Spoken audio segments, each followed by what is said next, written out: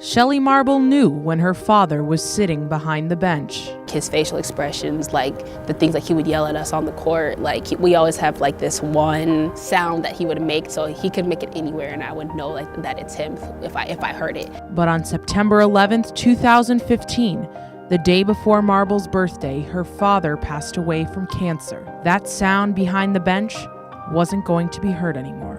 It was just like, dang, what have I been doing all this for? Sort of went through like a phase, like for a few months where I was like, I don't know if I want to play anymore because like it's really hard, like not having like that mentor that's been there every single step of the way. I can't even walk in the gym without wanting to cry.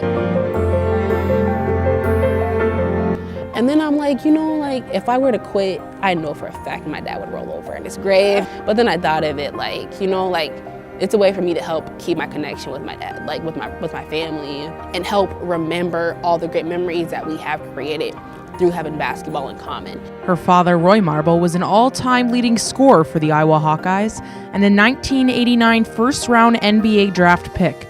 His accomplishments influenced her from a young age. Basketball has been the way I was raised ever since I was a little girl. Basketball sort of was like incorporated into my routine, playing in my brother's room on his basketball hoop and breaking light bulbs every day because we would throw the balls and bust the light. It wasn't always like fun and game. We would fight a lot because we were so competitive. So like one minute we would be fighting, the next minute we'd be playing one-on-one. Her brother Devin Marble kept the legacy going at Iowa and was a second-round pick in the NBA draft. The Marble legacy was not just left in Iowa, it soon traveled to Wisconsin. Along with like my last name comes a lot of pressure. I've always tried to be different, like be my own person.